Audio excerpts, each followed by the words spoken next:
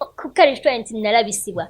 abantu bano ate nga ku internet okwo babeeranga nnyo ku page z'aba service providers abo banenga neegomba abagole Chat with Ziwa. Chamazima bwogera ku kwegomba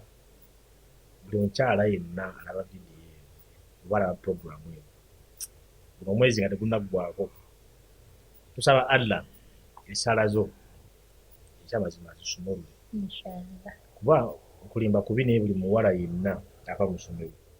kale noba teyasoma banga teyagendako mu ssomero naye buli mukyala yenna buli muwala yenna atuuka myaka 18 n'okweyongerayo obanga atandise obulamu obwa bulijjo atandise okubanga abeera yekka abazadde yekka bamusaba ekintu ki musajja bw'omala okufuna omusajja bo bayinza obutakikulaga nti ekyamazima twagala mukolo naye kabazadde naye ate okusingira ddala bwe gwe bagusaba gwe basinga okugwetaaga kuba oluusi munnange funa abaami ab'enjawulo oluusi ono yamaze okubaako watuuka mu bulamu ngasobola okugukolerawo naye bayagamba nti mbaamu ebbanga bweyita ekitali kibi kuba ate munnaaye aba alina okukola omukolo nga yeeteeseteese naye nga tusaba mufune abasajja abali intention nga Samula tubasaba banaye intention mene gye muli obanga oli eyo nga nawe ogwa mu tulubeerera abasajja abali intention nga muli babigendererwa mukole emikolo ate emikolo teri mikolo gisinga ku nyuma nga gy'abantu nga bali mu size ero katudde ku kya size tina wakola omukolo ng'okyali myaka emito buli muntu yendagadde okukolera omukolo ku size eyo wawulira otya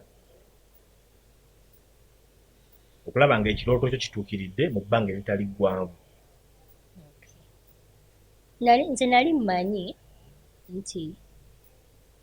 kuba nze mu bwongo ziba nalinamu kino nti yakola ssente biki mbeerawo nga nina omusimbi kuba byanjawulo nze mbaddeko n'abantu ab'enjawulo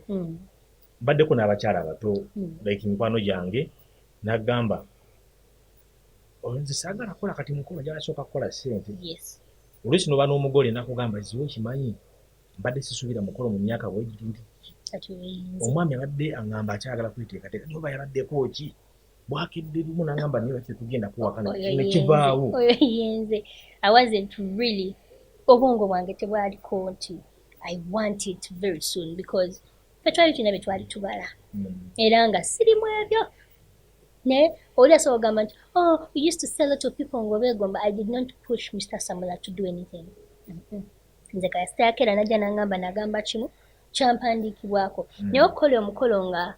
kafeesi katyasobola tulako ka makeup eka lipstick nekanyuma it is beautiful naye era mbagamba ebigambo byange bino if he's not ready do not force him to do it if he's not ready don't force him to do it ate nga n'emikolo eginyuma sigamba nti abaana batuuka banyumirwa emikolo tukoze emikolo mingi nosanga omukyala nga ali mu 30 ali mu 40 ali mu 50 naye omukolo negunyuma ekinyumisa omukolo si myaka wabula gwe omukolo ogwagadde otya oba weeteesiteesa otya ku mukolo gwo because we've seen even young girls or young women najja ku mukolo naye ng'ate omukolo gwe tagusanyukidde